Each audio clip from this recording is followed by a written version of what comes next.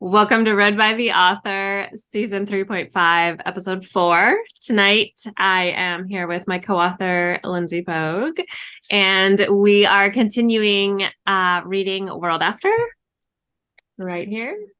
And we are continuing with Chapter 8, which is a Finn chapter, read by my co-author, Lindsey Pogue. The other Lindsey. The other Lindsey. So we are just going to dive right in. If you are just coming in this season, you need to stop. Go back to the beginning because this will not make any sense. You should go back to whatever 3 episodes ago or 4 episodes ago. This is 4. Go back to 1. And then it'll make sense. Yeah. So with that, let's get back to the story. Chapter 8, Finn. Per the servant girl's directions, we followed the gaslit cobblestone roads a dozen or so blocks until Market Street came into view. Her footsteps were quiet compared to mine, but just as determined. She was on a mission, her fear of the princess fueling every hasty step. Good. I had a sickening suspicion I was running out of time, and now that I knew where they were keeping Jake and the healing elixir they must have must have been stealing from his blood, I figured the servant girl was my best hope. No, perhaps my only hope to get him. The moon glistened off the harbor, and I used its light to guide us toward the dock. It would be easy enough to steal a boat in the cover of night, but it was getting back after I found Jake that would likely prove more difficult. I glanced back at the servant girl, the shadows of night covering her face beneath her hood. I'm Finn, by the way. A silver raven embroidered on her chest flickered in the moonlight. It's Ada, right? Jesus. Like Ada? Okay. Ada, she said after a moment's hesitation. And while I appreciate your helping me get to the prison, you might want to work on what? Why are you laughing? I was just laughing. Is from a note or from a comment that someone made in my Discord that you saw the Tavis one or Tavis or whatever his name is. I was like, this is my version of that. I just had to like throw it back. Yeah, no, I know. It's hard because it's one of those things where it's like you think you have it right, and then every time you say it, you second guess yourself. So yeah. Ada. Mm-hmm. Ada, she said, after a moment's hesitation, and while I appreciate your helping me get to the prison, you might want to work on how you go about asking for help, in case there's a next time. I smirked and adjusted my pack on my back as the docks came into view. I might have been able to if you hadn't tried to make a pancake of my face. Ada's eyes flickered to mine and lingered. She still seemed uncertain of me after our brief grappling match, but I didn't blame her, even if she'd been the one to strike the first blow. Not only had I spied on her through the owl's eyes as she made her escape from the castle grounds, but I was also a stranger trying to do the opposite and sneak inside. But regardless of Ada's wary voice and the few paces she kept between us, one thing was certain. There was a fire inside of her, and she could take care of herself. I had the dried blood on my throat to prove it. I recalled her urgent errand for the princess. What are you to the royal family? I asked, glancing back at her. The road was dark and the castle distant behind us as we made our way down the hill. The longer Ada remained quiet, the more uneasy I became, and I peered over my shoulder at her again. I can't imagine a kitchen maid knows how to fight like that. My smile broadened at the thought, and I stopped in front of her, pinning her dark gaze with my own. Ada's eyes shimmered in the moonlight beneath the hood of her cloak, but it wasn't with tears or what was left of them. This time her eyes shimmered with curiosity, or perhaps the sheer will to carry out her task as her princess commanded. I tried not to spit at the thought of her highness sitting up in her fancy tower while Jake was likely hanging from his ankles while the blood was being drained from him, or worse. So, what are you, an armed lady in waiting or something? With a purse of her lips, Ada nodded. Something like that. Her eyes narrowed on me ever so slightly, and I knew she wasn't telling me the whole truth. With a defiant lift of her chin, she walked past me, her shoulders brushing mine as she continued toward the docks. Whatever she was, Ada was changeable. She'd been near tears only minutes ago, and now her face was a veneer of focus and resolve. So the princess is surrounded in an army of her own then. Is surrounded by an army of her own then, I mused.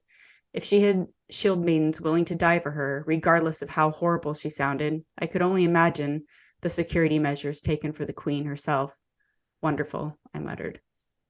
Ada gave me a sidelong look as I fell into step beside her. You sound disappointed, she said, glancing from me back to the road. I doubt you were trying to get inside to leave a bouquet of flowers on the princess's pillow. So why then?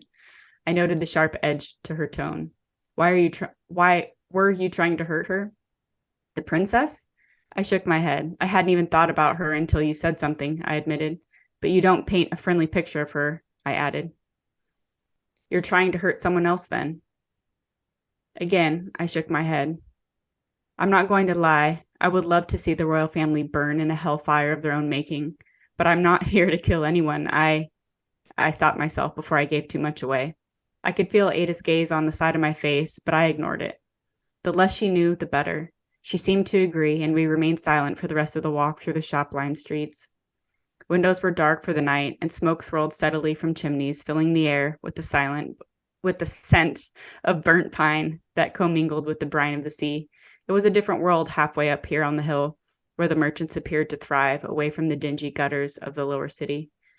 As we drew near the harbor, I peered over the low stone wall that separated the streets from the docks. The pier was a U-shaped port with a dork on. There was no dork. There was no dork. It was a dock. The pier was a U-shaped port with a dock on either side that stretched out as far as I could see, lined with ships of all sizes. The bicentennial celebration. It was a bigger deal than I'd originally thought, and like the merchants with their carts loaded with goods, mariners had come from all around as well. Long ships and cargo vessels, unlike any I'd ever seen, lined the piers, their hulls made of black-veined, rich redwoods. Some had 6 sails, others had only 1, and their masts and sails hung in all shapes, colors, and sizes. What is the bicentennial celebration? I asked, curiosity getting the better of me. The crowded docks and streets couldn't have worked out better if I'd planned it all myself. I know it's a festival celebrating 2 centuries of Corvo rule, I said. But what's that got to do with the princess?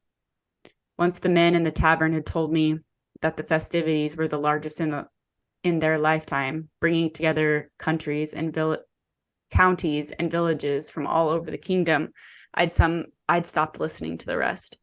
With a snide laugh, Ada looked me up and down, eyeing my buckskin tunic and trousers. I resituated my pack on my back, uncomfortable under the weight of her stare.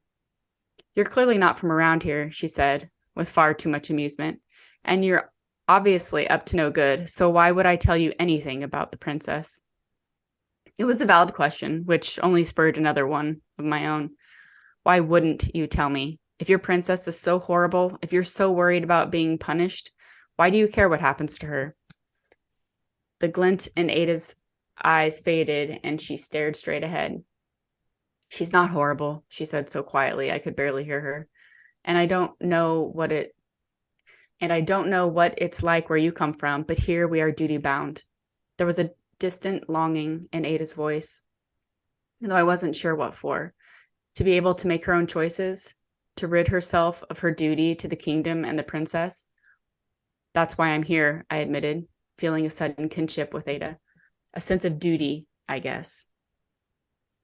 Again, she looked at me. Only this time I met her gaze, knowing I couldn't trust her, but wanting to all the same. I told you, I'm not here to hurt the royal family. I'm here to find a friend. A flash of something that looked a lot like sorrow, or perhaps understanding, lit Ada's face, and she cleared her throat. For the princess, the festivities also marked the beginning of her engagement, she explained flatly, and I detected a little regret. Let me guess. He's a balding old guy that she hates? I laughed at the thought. Rough life, I muttered. Ada's eyes fixed forward, and she shrugged. She doesn't even know who he will be. She's never met any of the suitors who are coming to compete for her hand. While I had no sympathy for the princess, Ada's forlorn expression left me without a quip or jab at the royal's family's expense this time. And after a few awkward moments, I forced myself to refocus on the glow of the prison on the craggy rocks that jutted up from the bay on the horizon. Prison Island. The structure was nestled in the cliffs and surrounded by a shadowy belt of trees. If I didn't suspect the possible horrors it housed, I might have even thought it was impressive, but I knew better than that. It was a stone fortress with a watchtower that stood like a javelin from the center of it. I tried not to let the uncertainty of what I would be walking into unsteady me, though the knot in my stomach tightened at the thought. Ada and I turned the corner of an alleyway as we reached the edge of the city. The neighborhood opened toward the wall surrounding the pier, with only a narrow road between us.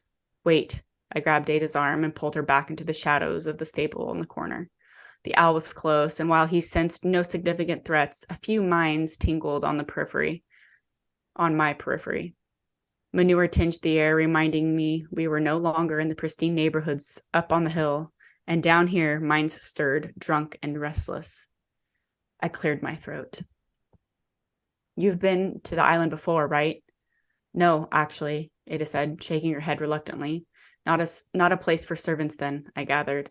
At least not young, pretty ones who are meant to wander the lavish halls of a castle instead of the cold, dank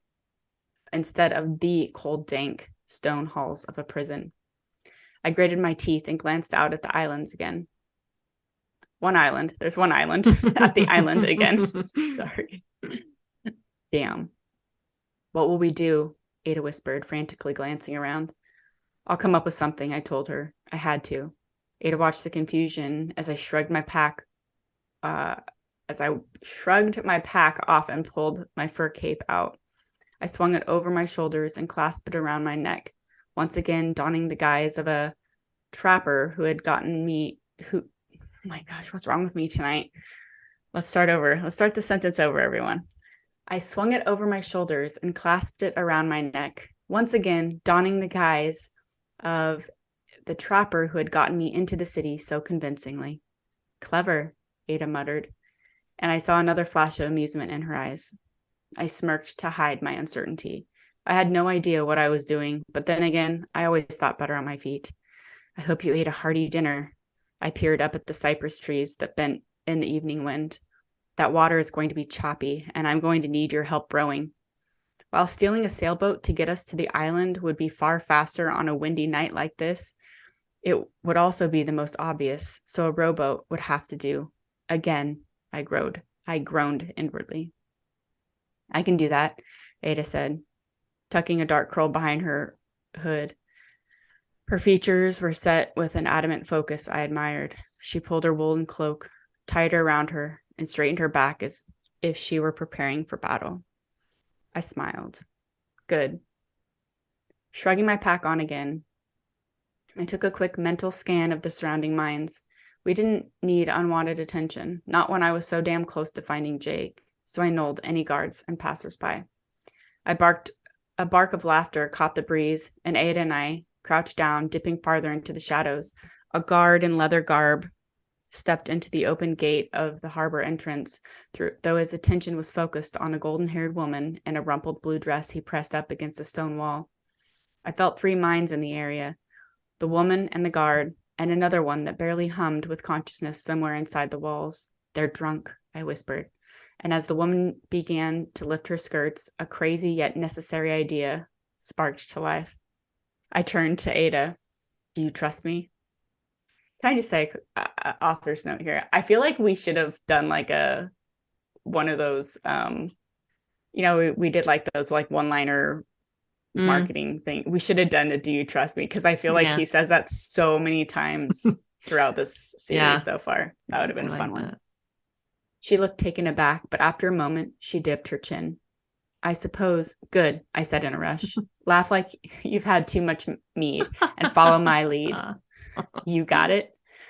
As Ada began to nod again, her eyes wide and questioning, I laughed and grabbed her hand, tugging her out into the gaslit street. She nearly faltered in my haste, looking the part of a stumbling drunk, and then her sweet laughter filled the air. The guard lifted his head from the woman's neck and craned to look at us as we drew closer. He instantly scowled as he took in the sight of us. "What are you two doing here?" he demanded, though his voice was hoarse and saturated with lust and booze. When I realized Ada's laughter had subsided and she was turned away, trying to tug her hand from mine, I drew her closer and pressed a kiss to her mouth. Her body stiffened with shock, but she didn't have time to pull away before the guard shouted at us again. "Hey," he took a step closer. I laughed, my heart hammering in my chest, and nodded toward the anchored ships. "We're just looking for a place to get away from her father," I explained, with an oversized grin. "He's a better marksman than me." I winked at him.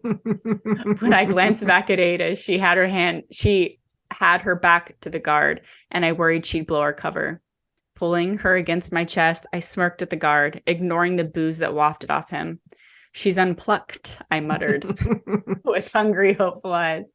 And I'm looking for some sport after weeks out at sea. I swayed on my feet for good measure, gripping Ada closer to me, willing her to play her part. Eventually, she leaned her head against my shoulder, her face cast in the shadow of her hood. The guard's eyes narrowed as Ada, the gas lamp shadows flicked. The guard's eyes narrowed on Ada, her gas. Oh my God, she has gas now, you guys. Jesus Christ. Really inconvenient. She's like, "Excuse me while I attend to my gas." Okay. The guard's eyes narrowed on Ada, the gas lamp shadows flickering across her. "She's quite shy, as you can see," I whispered, and leaned closer to the guard with dancing eyebrows. "But the best ones always are, right?" "Oh, Ferris," the woman cooed the guard's name, urging him back over to her. "My husband will wonder where I am." She pulled up her skirt a little, teasing him. The guard glanced at Ada, then at me once more, and with a curt nod, he flicked his gaze to the pier behind him. "If you get caught, I won't stop her father from maiming you," he warned. "Fair enough," I said wryly, and pulling impatiently on Ada's hand, I tugged her past the guard, whose attention quickly shifted back to his companion. As we hurried through the gatehouse entrance onto the pier, I tugged Ada past a few ships and out of earshot, not bothering to hide my impatience. The wood creaked beneath our feet, and I glowered at her as we finally stopped for breath, only to find her glaring at me. She tore her hand from mine. "What the hell's wrong with you? What the hell was that?" we both asked at once. I shrugged. "You wanted to get onto the docks, didn't you?" "Not like that," she spat. "Well, I had to come up with something. We're running out of time." My eyes narrowed on her. "Why did you turn away from him? You almost blew the whole thing." I was beginning to wonder if Ada wanted to get caught. "Why?" she practically seethed. "Because he would have recognized me, you idiot." Her eyebrows lifted, and just as suddenly her shoulders straightened, and she composed herself again. You think they don't know what the princess's ladies look like? We're only on parade every single day. If he'd seen me, he would have asked too many questions. He would have started snooping around, and this is a secret matter, remember?" I felt my cheeks redden slightly. She was right. I could have ruined everything, but I didn't admit that to her. "Well, it worked, didn't it?" Squaring my shoulders, I turned on my heel and headed for the smaller boats at the end of the pier. "Barely," she muttered as she fell into step behind me. "Has anyone ever told you you're reckless?" "All the time," I said, glaring at the rowboats at the end of the pier as we drew closer. "Well, do us both a favor, and next time you have a harebrained plan, run it by me first." I rolled my eyes as we reached a tiny old sailboat with a broken mast that wouldn't likely be missed. "That's what we're taking?" Ada practically squeaked, incredulous. I followed her gaze to the rough waters beyond the pilings. "Is it safe?" "I can't sail a ship on my own unless they taught you how to do that in your princess guard lessons." I pointed for her to climb into our new rowboat while I stepped into another. We would need 2 sets of oars if we were going to get to the island before the sun began to rise, exposing us more than we already were. With a sidelong look, Ada cautiously boarded the boat, clasping onto the sides as she steadied herself before stumbling onto the wood crossbeam at the stern to sit. I bit back a smile as I grabbed an oar in each hand and climbed onto the pier again, wondering if Ada had ever been out of the city, let alone been in a boat in rough waters. Sit there, I told her, nodding to the center port at the rowlock. It will be easier to control those oars since they're locked in place. Ada grumbled as she braced herself on the edge of the boat. Once she was seated again, I climbed inside and took my place at the stern. Ada was still glaring at me.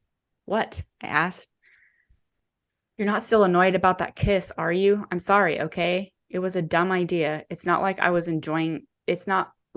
it was enjoyable or anything. Her eyes narrowed to dagger tips, and I could practically feel them twisting into my soul.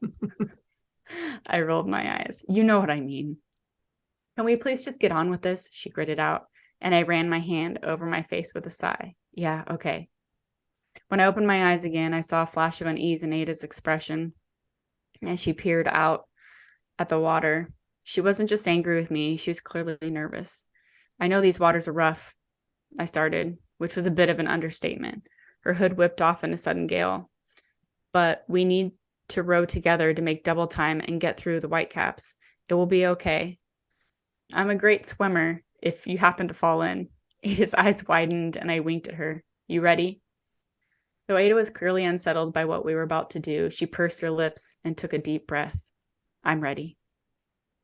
At my request, she waited for me to guide us out of the harbor and around the other boats, out into open waters. Then she fell into a rowing rhythm with me. The wind was biting cold, and I was grateful for the furs that covered me. Despite Ada's best efforts to tighten her hood around her face, it blew off again, and her shoulder-length raven black curls whipped out from her braiding around her face. Her features were delicate, and her tan skin wasn't weathered like so many of us from hard work back at home. She looked soft and almost exotic, as if Ada was a breed of a special kind of nobility of her own. I wasn't sure I'd ever seen a girl quite like her in my life. She shivered as water splashed up into the boat, and I heard Jake's voice in the back of my head, followed by Autumn's chastising. The least you can do is, after embarrassing her, is give her your damn cloak. Fleetingly, I wondered if Ada had ever kissed anyone in her life, and if that was part of why she was so angry with me. What? She snapped. Why are you staring at me? Her tear-stained cheeks from our tussle by the castle felt more and more like a joke as the crying, terrified girl I'd first met faded behind the bold, bristly warrior in waiting who sat across from me with a permanent scowl etched on her face. What's your ability anyway? I asked her, ignoring her question. I knew it had to be something useful and important, or she wouldn't be in the princess's entourage. Ada blinked at me and she licked her lips, like she wasn't sure she could trust me. She was right not to, just like it was becoming clear that I shouldn't trust her either. You mean my class? I shrugged, if that's what your people call it. Her eyes narrowed. What's yours? She countered. Shaking my head, I wondered how much to give this girl. While she was my ally now, there was no telling what would happen when she realized I was using her to get to Jake, to rescue the very source her princess needed for her precious elixir. My jaw twitched with resolve. Telepath, I admitted. Animal? The owl. She'd known someone was watching her. It was why she'd thrown the rock at him in the first place. I dipped my chin in answer and continued rowing. Telepath, she finally revealed, not animals. Unspoken and secret communications. It was a handy ability for her princess, so it made sense.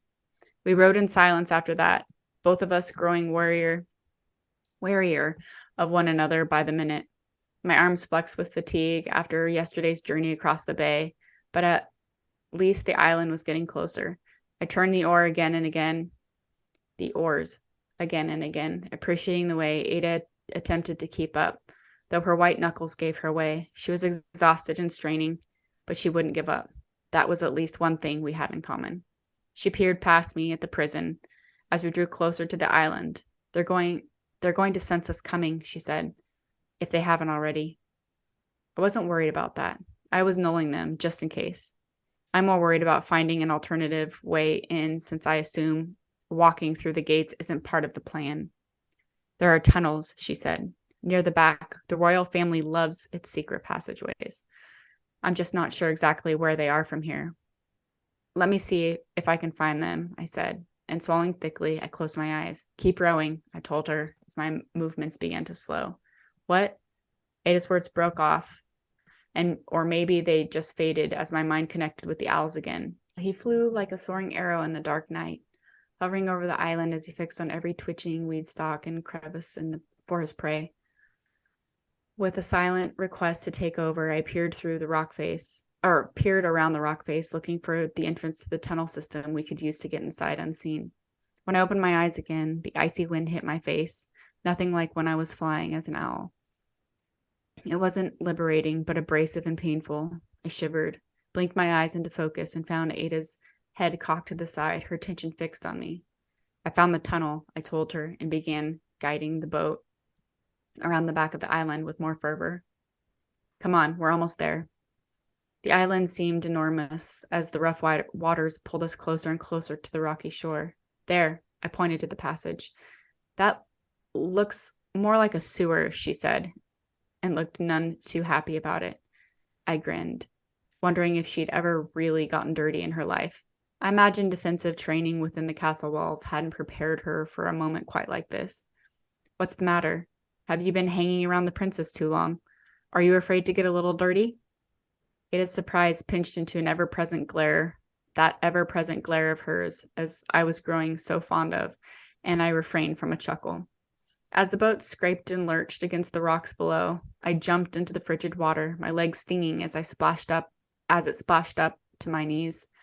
With a heave, I pulled the boat onto the shore, and to my surprise, Ada quickly jumped out to help me. If this floats away, I told her, pulling in a breath as I wrapped the rope a few times around my arm for leverage. We're stuck here. We have to secure it up in these rocks in case the tide comes in. Ada nodded, shivering but determined, but the determination I'd seen in her eyes before shone brightly in the gleaming moonlight. On the count of 3, I said, knowing this would be a lot harder than it looked. We were both tired from battling the waves and the wind. Don't stop pulling, I told her. 1, 2, 3. The frame of the boat creaked. We groaned, and with every single resolve-infused muscle, we pulled and pulled. The rock scraped against the bottom slats. But finally, the stern was dragged up and out of the water entirely and rested between the stones. Ada and I stumbled back, bracing ourselves against the cliffside. We looked at each other, trying to catch our breath.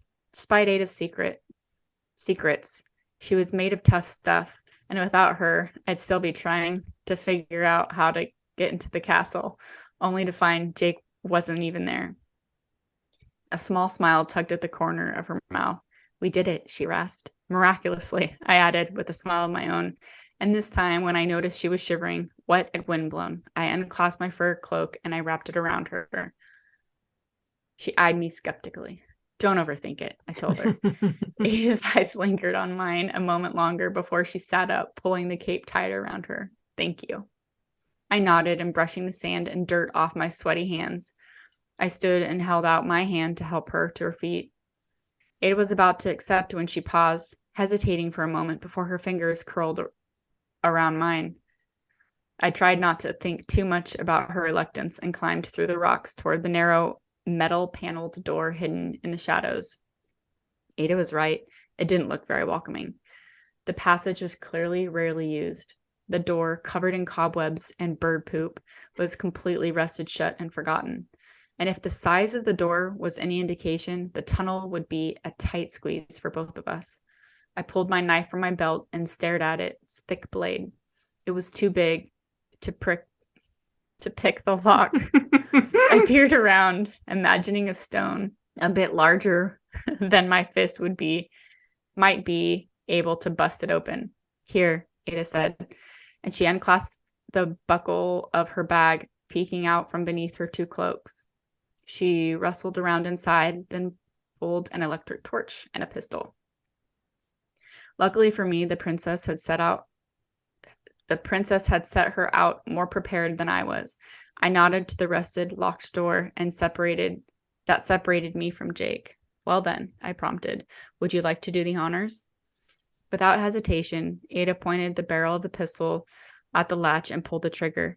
For the first time all night, I was relieved there was a howling wind because with a single gunshot that disappeared in the wind, the steel door squeaked open. Ada flicked on the electric torch. Clever little device and convenient. You really were on a mission tonight, I mused. Ada raised a dark, delicate eyebrow at me and smiled. Feeling a strange sense of admiration for her, I scrubbed the back of my head and gestured toward the tunnel. By all means, after you, tough stuff. 9. Del. I held the electric torch out in front of me as Finn and I peered into the tunnel. The darkness was so heavy it almost seemed solid. The walls of the tunnel bore deep groove marks, and the floor was slick with moss or algae, though it looked like it receded up ahead. The tunnel had a slight, almost imperceptible angle of ascent. The smell of the sea mingled with the cold stone, transforming into something dank and musty. I wrinkled my nose, and we started forward. The sound of the soles of my boots scuffing over the rock echoed deeper into the tunnel, and I made an effort to walk softer. I glanced over my shoulder at Finn. He was following close behind me. This used to be a temple, you know, I told him, my voice hushed. The first queen converted it from a prison to a place of remembrance and worship devoted to the patrons. That's when they added this tunnel, so the priests could escape if the temple was ever attacked. While I had never visited this place myself, I'd learned of the escape passage long ago. This escape passage. Worship, Finn said derisively, laughing under his breath. I glanced back at him once more to see him shaking his head. Well, they turned it back into a prison, I said, feeling slightly defensive. You know, your patrons were just people. Finn's words were a little more than a whisper. Oops. You know, your patrons were just people. Finn's words were a little more than a whisper. They were survivors like everyone else. They'd think you were crazy for worshiping them the way you do. I frowned, furrowing my brow. It was a shocking thing to say, hearsay. None who lived within Corvo City would ever utter such words. Without the patrons, our world would have been a very different place, ruled by controllers manipulating the minds and bending the will of everyone around them, making slaves of us all. I peered back at Finn. Who was this man, really?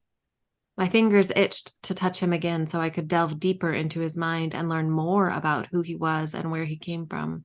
How exactly did he know Jake? Why did he care enough about Jake to risk his own life to save him? And why was he so certain the prison guards wouldn't sense us? Was he able to guard his mind the same way I could guard mine? The need to know more became overwhelming, and I rounded on Finn. He backed up a step, his hands partially upraised. Whoa, he said. What's up, tough stuff? Who are you? I asked, voice low and urgent. And why aren't you worried about the guards sensing us? Finn tilted his head to the side, sizing me up, and then, unexpectedly, he smiled and bowed. Finlay Cartwright, he said, at your service. I shook my head, my eyes narrowed, and studied Finn as he straightened. The Cartwright name, red hair and green eyes, just like Danny. My eyes widened and my lips parted. You're a ghost, I whispered, my hand covering my mouth. Finn's eyebrows crept higher, and he looked down at himself, incredulous. Pretty sure I'm alive, he said wryly. Again, I shook my head. Not that kind of ghost, I said, lowering my hand. The ghosts are a legend, a rumor, something people whisper about in dark corners. Finn smirked. And who are these ghosts supposed to be, according to your rumors? They're the descendants of the patrons, I told him. They're of all classes, wielding terrifying power that makes them more god than man. It's said they roam the wildlands to the north, searching for unsuspecting wanderers, and if they catch you, you vanish, never to be seen of or heard from again. Finn's amusement faded and his cheek twitched. Gods, eh? He sniggered. An almost disgusted sound, and shook his head. Interesting. I took a single step closer to him, peering up into his eyes.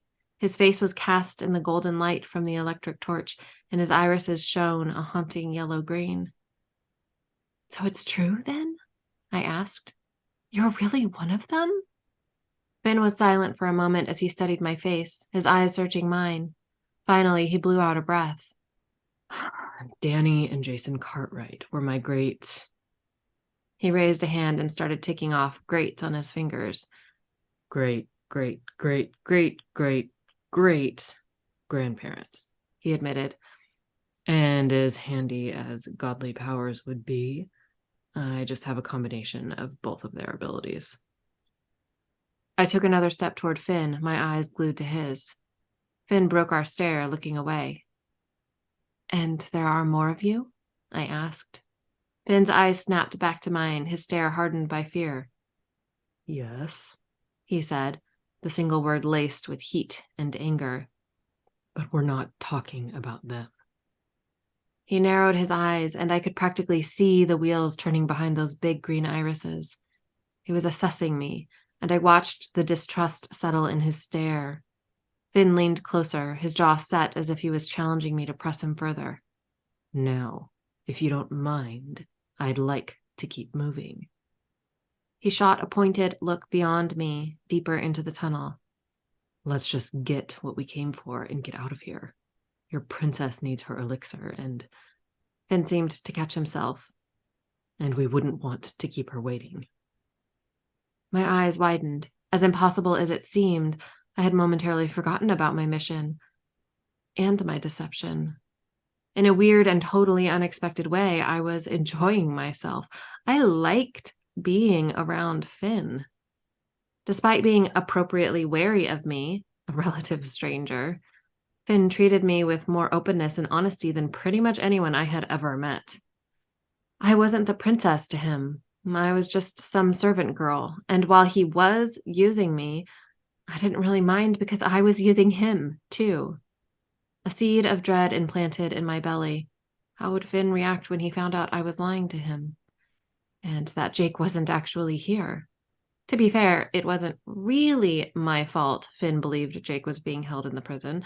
I hadn't exactly said those words, but I would have to come up with some way to distract him from realizing my ploy.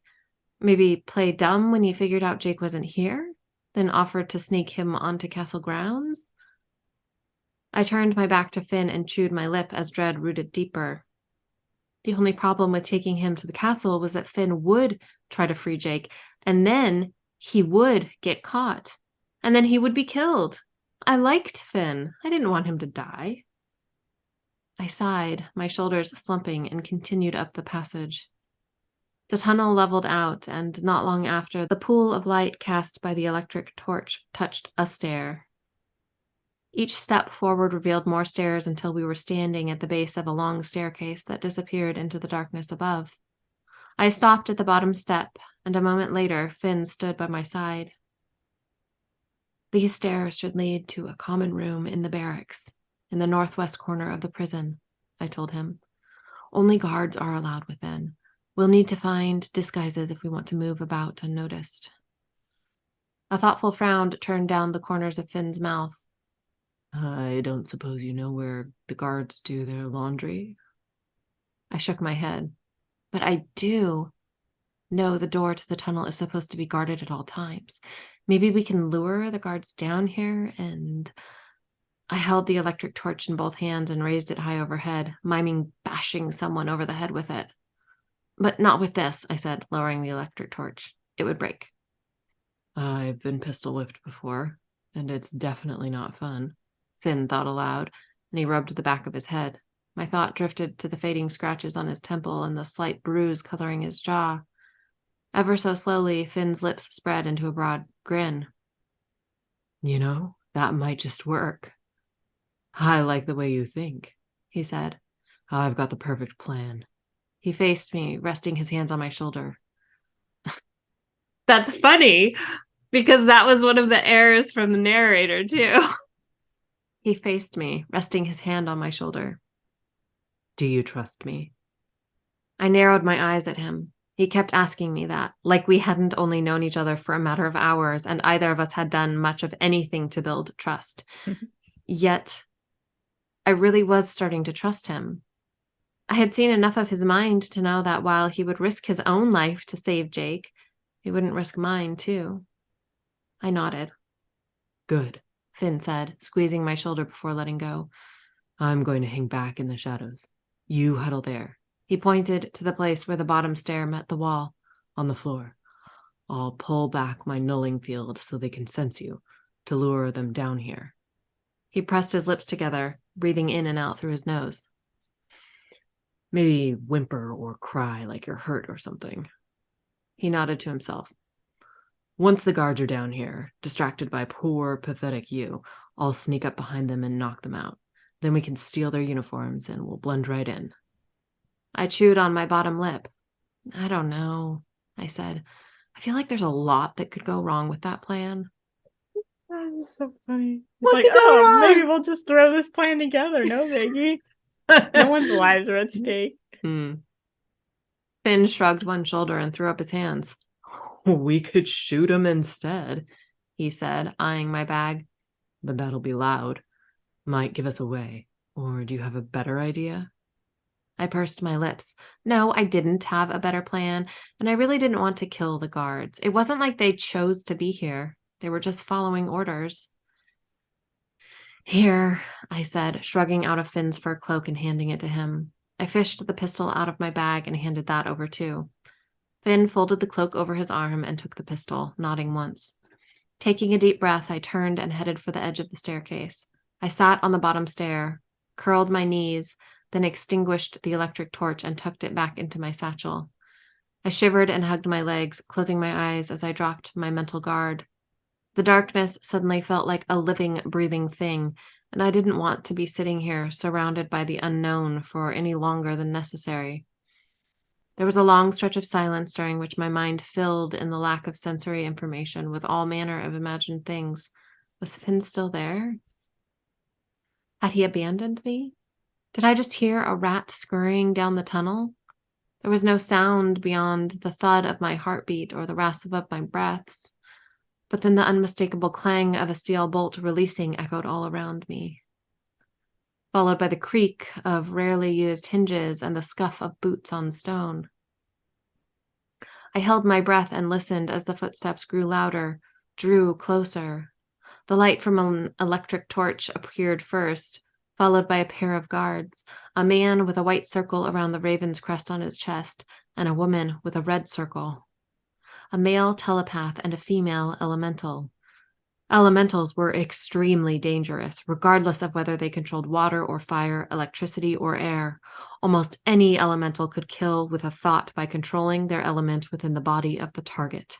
They could pull the water out of a body or the air from another's lungs. A touch could electrocute or burn. Finn had better be nulling them, or I was as good as dead. Gritting my teeth, I hid my face between my knees and watched the guards descend the stairs out of the corner of my eye. I whimpered and sniffled, putting on a good show. If Finn wanted me to look pathetic, by the patrons, I would look pathetic. When the pool of light from the guard's electric torch reached me, the pair paused and exchanged a look, and then they hurried the rest of the way down the stairs. The telepath crouched in front of me, while the elemental stood guard, her back to me as she peered deeper into the tunnel. I cursed silently. I needed the attention of both guards to be on me. Otherwise, Finn wouldn't be able to sneak up on them, and the whole plan would be shot. The telepath reached a hand toward my arm, and I saw my opening. I drew in a lungful of air, then let it out in a shrill, shrieking cry. I kicked my legs and flailed my arms, and despite the telepath's best efforts, I was too much for him to contain alone. The elemental turned toward me. As soon as her back was to the tunnel, Finn rushed out of the darkness and bashed the butt of the pistol against the back of the telepath's head. The telepath staggered, but he didn't drop. The elemental turned to assist the telepath, her hands outstretched before her like she was trying to shoot flame or lightning at their attacker. At Finn. I had no idea if Finn would still be able to concentrate on nulling the guards while grappling with the telepath as he was doing now, and I wasn't willing to wait and find out. I leapt onto the elemental's back and wrapped my legs around her torso and my arm around her neck, locking her in a headlock. It seemed to take eons, but the lack of oxygen finally got to her and she dropped to her knees, then keeled over backward, her body a dead weight on top of me. With a grunt, I rolled the unconscious woman over and took a much-needed deep breath. By the time I sat up, Finn was crouching over the prone body of the telepath, struggling to disrobe the man. The elemental wouldn't stay out for long.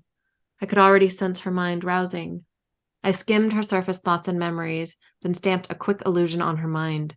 When she woke, she would think she was safe in her bed, rousing from a strange dream, and hopefully fall back asleep. We would have about 10 minutes to get in and out of the prison before the illusion faded. Finished with the elemental, I crawled over to help Finn. Within a matter of minutes, both guards were stripped of their uniforms, wrists and ankles tied with bands of fabric torn from the bottoms of my too long robe, and gagged with more of the same, fresh illusions stamped onto both of their minds, and Finn and I were heading up the stairs toward the solid iron door and into the prison barracks. During my dip into the elemental's mind, I had gleaned that the tunnel led into the small gathering hall at the center of the barracks and was currently empty, as it was the middle of the night. When we reached the landing at the top of the long staircase, we tucked our bags, cloaks, and clothing into the corner where they would be hidden by the door when it was angled open. With a groan of metal on metal, Finn pulled the door open, and I slipped into the gathering hall ahead of him, my eyes scanning everything. The gathering hall wasn't much to look at, merely a large square room filled with long utilitarian tables. The walls were dreary gray stone, and no windows offered a view of the outside world. The only decoration was a huge black banner displaying the silver crest of the Corvo dynasty hanging high on one wall. Behind me, the heavy iron door clanged shut, followed by the snicking of Finn sliding the bolt into place. "Come on," he said, brushing past me and heading for the lone, open doorway leading out of the gathering hall. The instant I lifted my foot to follow, the whispers started up again. I paused just for a moment, then hurried to catch up with Finn. The doorway led to a long hallway, the brick walls on either side broken up by arched doors, all shut. Each one had a small view panel set into the door at roughly face height, covered by a steel slider. "Do you know where to go?" Finn asked, pausing 2 steps into the hallway. "Sort of," I said, stepping around him to lead the way. I cocked my head to the side and narrowed my eyes, letting the whispers lead me. It took me a moment to realize that Finn wasn't following me. I glanced over my shoulder, and when I spotted him standing in front of the last door I had passed, I turned and retraced my steps. "What are you doing?" I hissed, grabbing his arm and tugging him to follow. "We need to hurry." But Finn didn't budge.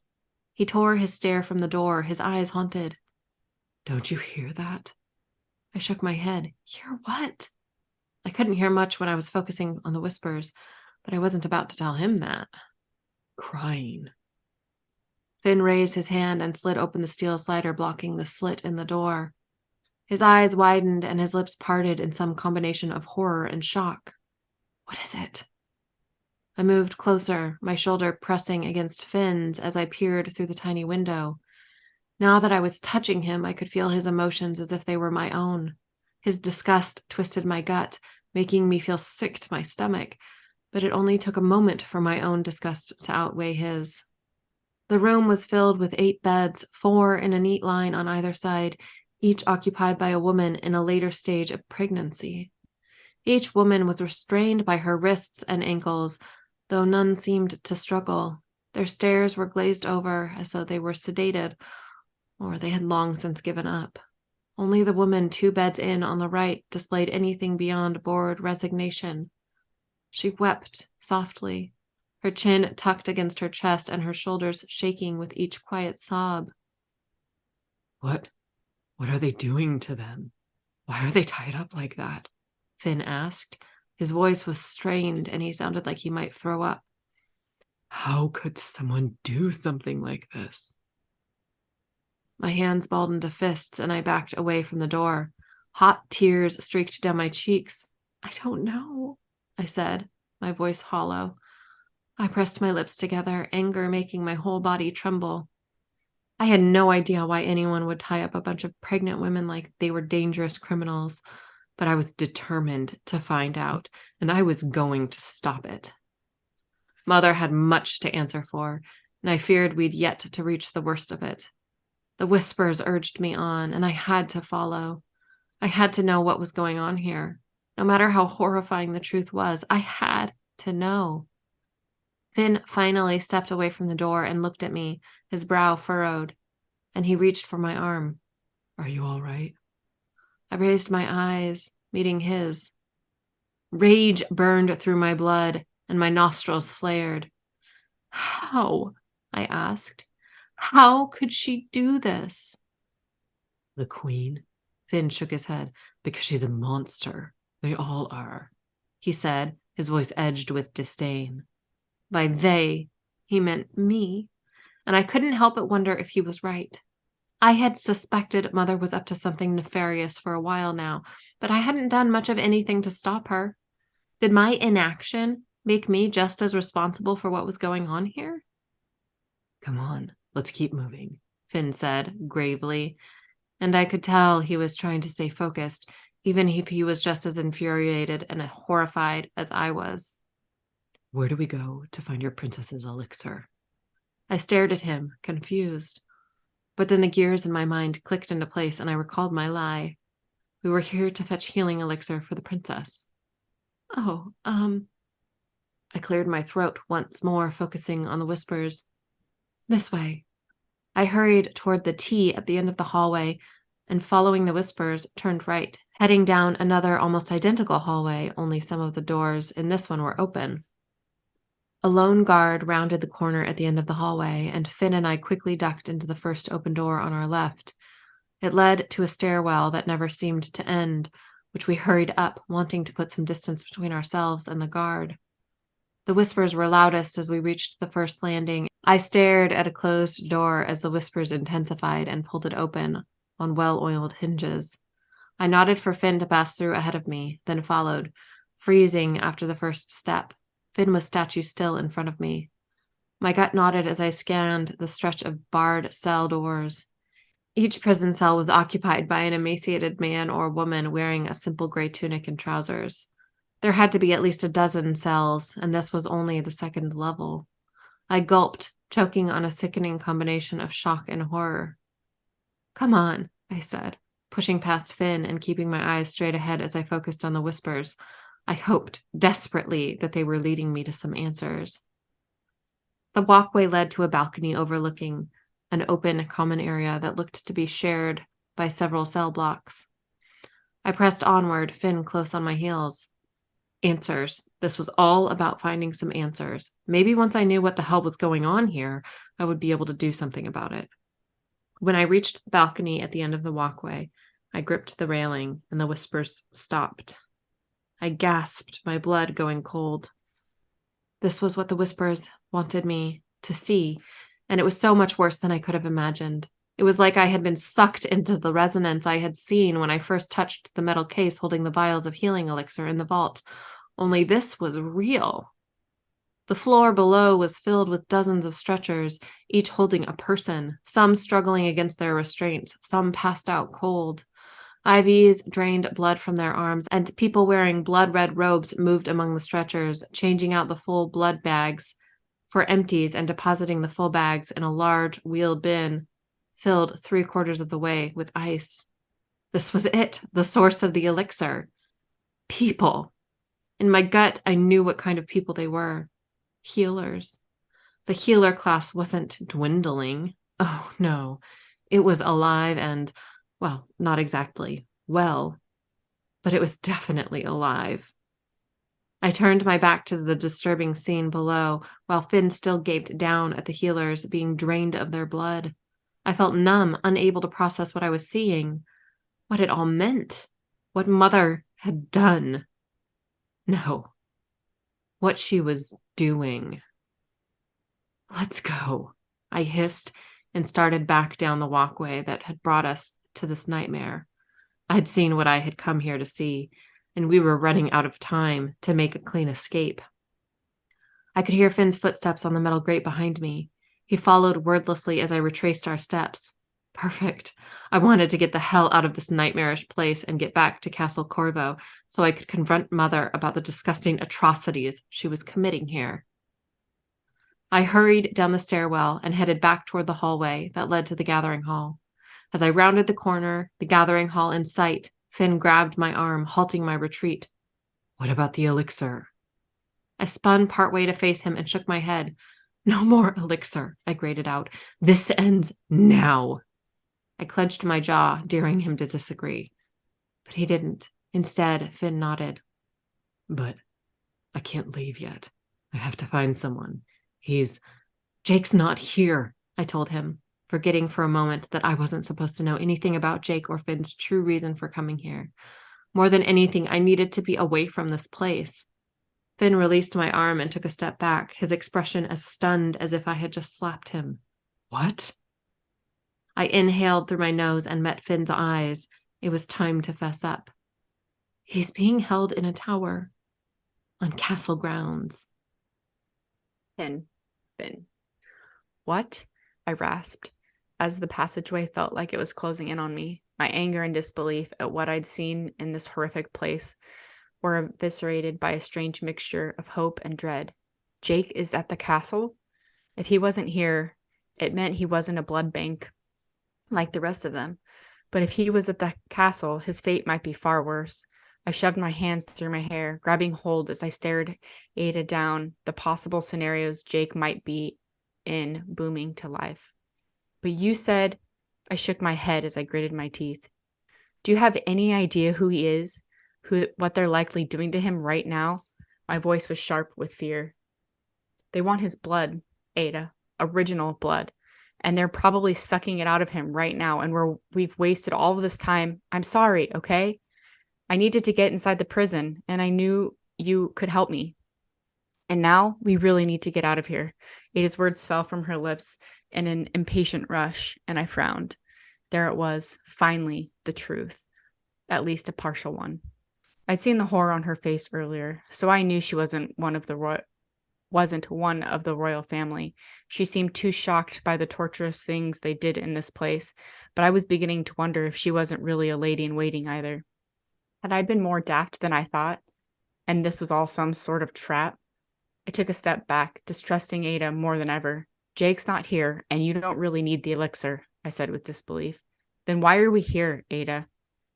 I watched her expression shift as closely as I could beneath the shadow of her hood. It was fierce in the flickering torchlight. Why did you need to get inside this prison? Ada's brow furrowed, but I refused to believe it was remorse that settled over her features. Wait, I whispered, and straightened my shoulders. The distrust that had been niggling at me began to solidify in my stomach, and another wave of dread crashed over me. You said Jake's not here. I shook my head and took another step back. I didn't tell you I was here for him. Ada chewed on the corner of her lip, blinked, and then opened her mouth to speak as footsteps echoed down the hallway. They're coming, she said. I thought you were nulling them. I was, or rather, I had been. My mind was a mess, and I hadn't been concentrating at all. I'd been too busy trying to understand what the hell was going on. Grabbing my hand, Ada pulled me toward the gathering hall to hide, but a spindly, gray-haired guard stepped through the final doorway in the hall. You, he said, pointing at us. His beady eyes narrowed. Who are you? And what are you doing in here? Or what are you two doing in here? I didn't know what he was capable of, and as I thought about Ada's pistol, I realized we'd left it back at the tunnel. I cursed myself and focused on the guard's mind. I could feel his ability blaring like a bullhorn in my head. The guard stepped closer, and as his ability began to tingle in my mind, I took a deep breath and fortified my thoughts, nulling him again. Null them all and find Jake. It was all that mattered. Finn, Ada hissed, grabbing my attention, her dark eyes flashing with warning as the footsteps we'd been running from in the hallway behind us continued closer. They were following our mind signatures, too. We have no You have no idea what they're capable of, Ada said in a whispered hush. Rush. We have to run. But it was too late. The other guard rounded the corner behind us. Only this one was younger, with blonde hair and broad shoulders. He was formidable. More so than the old man, at least physically. How did you two get in here? Neither of us answered, but my mind and my fists would have to be enough to protect us for now. Mentally, I reached for Blondie's consciousness. His mind was practically pulsing with raw energy, strong ability-honed energy. And with their abilities primed and ready, it was a struggle to know both men. I could feel their consciousnesses fighting against mine. Conscious just as determined to overpower me as I was to overpower them. These men weren't just guards, they were sentinels, deadly ones.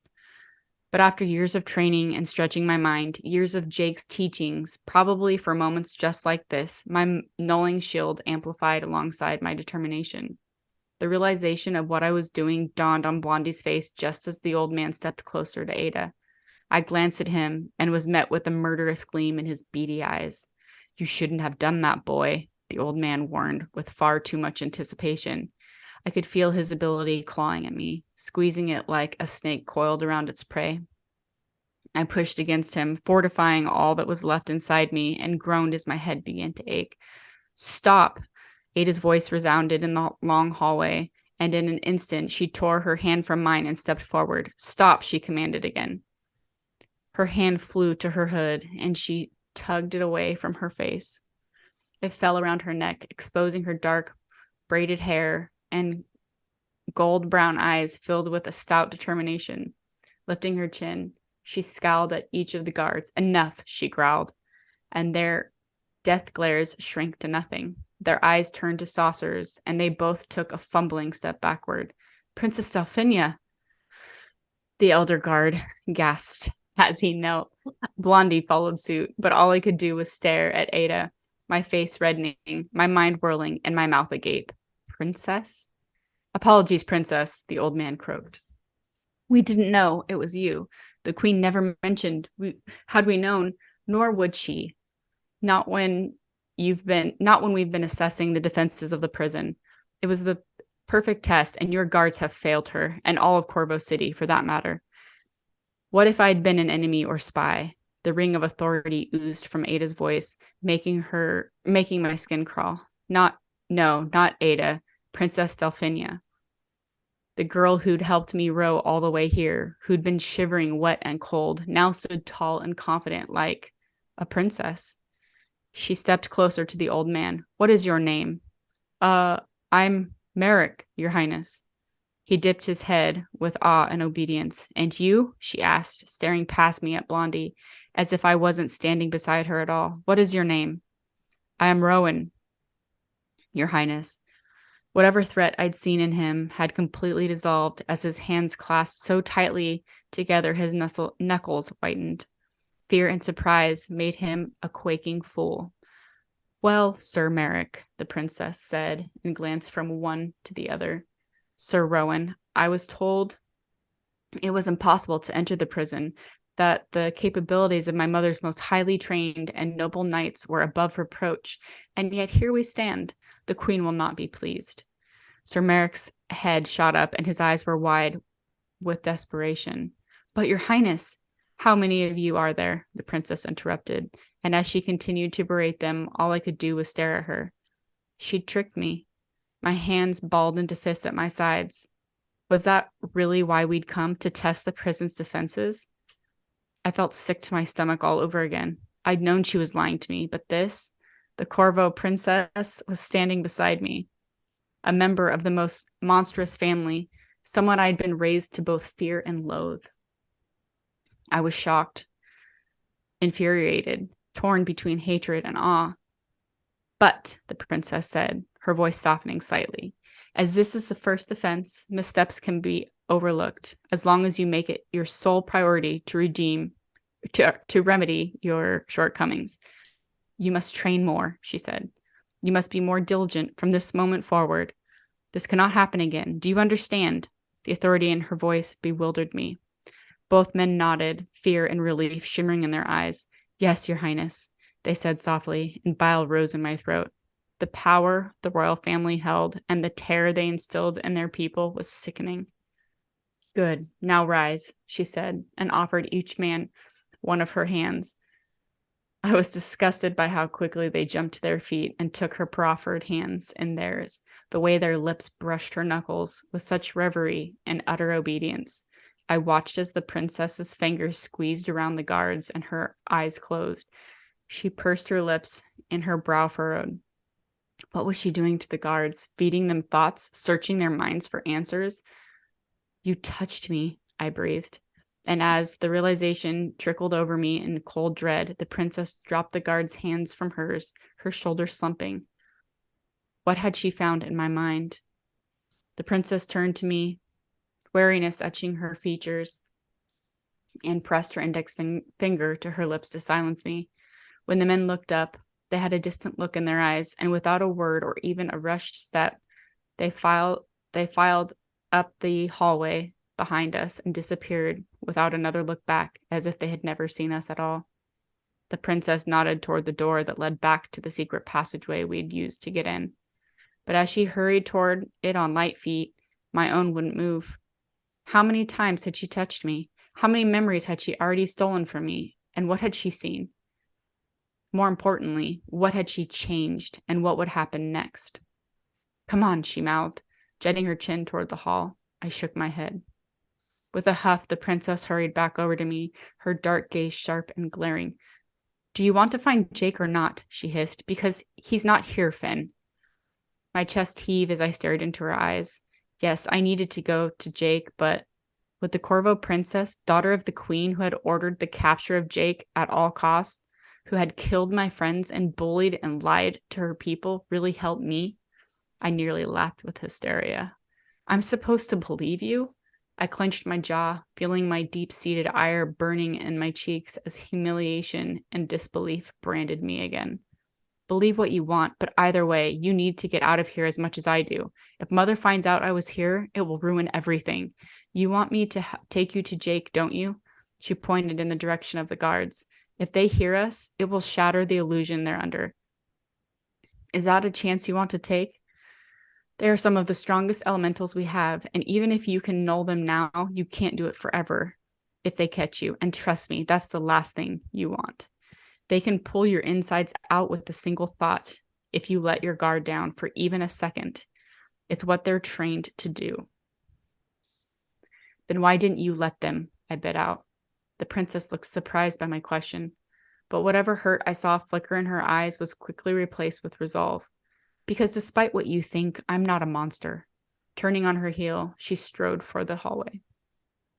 Knowing I had little choice but to go back to the boat, which was our only way off the island, I fell into step behind her, my feet moving automatically as my thoughts continued to grind together, misshapen and stilted. Even if I didn't trust the princess, I believed she wouldn't hurt me. She could have given me to the guards and only saved herself. Or maybe I was just trying to convince myself that she wouldn't hurt me, so I didn't feel so stupid for wanting to believe her. The trek back to the passageway was a blur.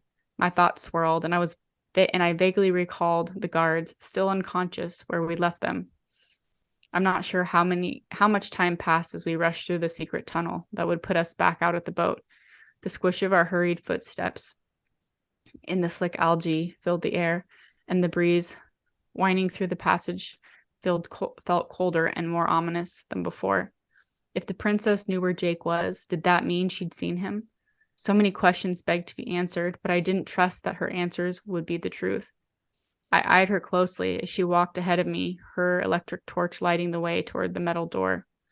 As I fingered the fur cloak and the pack I'd reclaimed in the corridor, I thought about Beast. I missed him, his sixth sense, and impeccable judgment of character. He would know if the princess was being sneaky because Beast was the king of sneaky. Bringing me here wasn't a test or a lure to bait me because the princess clearly needed to get here so badly that she was willing to brainwash her minions in order to hide from her mother the fact that she'd been at the prison at all. As the questions surmounted, I couldn't keep quiet any longer. Even if the princess's answers were lies, I had to fill the silence. As we drew closer to the tunnel's entrance, I finally asked, "If you're the princess, why go through all this trouble to sneak into the prison? Why bring me with you?" "Because I'm not allowed here," she said hotly. I thought that was obvious. She sounded far more annoyed with me than she had any right to be. "Oh, I'm sorry, princess," I quipped, stopping behind her. "Are my questions annoying you?" "Yes, actually, they are." She whirled around and stepped closer, the torchlight making her eyes glow like onyx jewels in the darkness. "We need to get back to the castle, or all of this was for nothing." Her exasperation nearly matched mine, but I'd half trusted her once. I wasn't dumb enough to do it again. "Unless you're lying, or planning to use me for something else." I shook my head. "You probably don't even know where Jake is." "Oh, I know where he is," she said, her voice earnest. "I know exactly where he is because I've spoken to him." I felt my face pale as I wondered what it meant that she'd been in the same room with him. What had she done to him? Or what had she seen done to him? "Stop looking at me like that," she said, and there was a hint of regret in her voice. Or maybe it was sorrow. "I'm not like Mother. I can take you to him, but—" She shook her head like she knew the words that followed would be pointless, but she ventured to say them anyway. "But you have to trust me, Finn." The princess rubbed her temples, and for a flash of a moment I saw the shivering girl in the boat again, the one who was as determined as I was to get to the prison, now equally determined to get out. "Look," she started, exhaling a deep breath. "I'm sorry, okay? Yes, I lied to you because I needed to get into the palace and see what they were doing, and it was a lot easier to do with you helping me. I promised Jake I would find out what they wanted with him, and now I know." A flare of hope swirled through me. "You mean they haven't done anything to him yet?" The princess crossed her arms over her chest. "Not that I know of. He's in a cell in the castle tower, and if we're going to help him, we have to get out of here before more elementals come. If Jake asked her to do this for him, that must have meant he trusted her, at least a little." With a renewed determination, I heaved out a breath, letting go of my reluctance, knowing I had no choice but to trust the princess.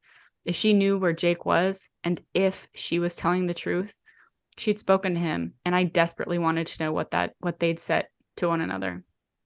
"Why do you want to help him?" I asked as we continued toward the exit. A faint sigh reached my ears. "I know you think we're all monsters," she said quietly, her voice small in the darkness and barely audible over the shuffle of our footsteps. "But that's not what I want to be. And until tonight, I had no idea Mother was so evil," I finished for her.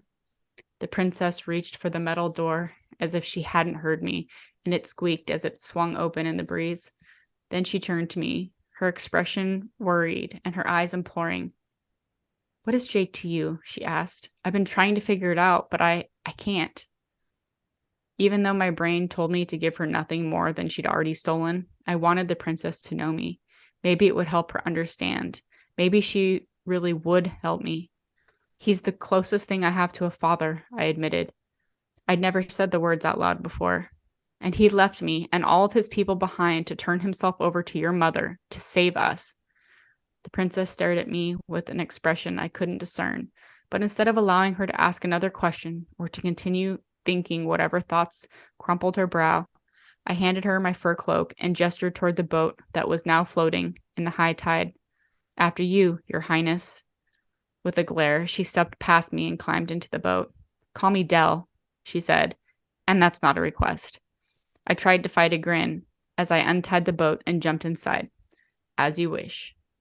They finally meet. I mean, they met, but Yeah. Okay, that's where we're going to stop for this episode, and we will continue with chapter 11 in episode 5 of this season. So until then, happy reading, everybody.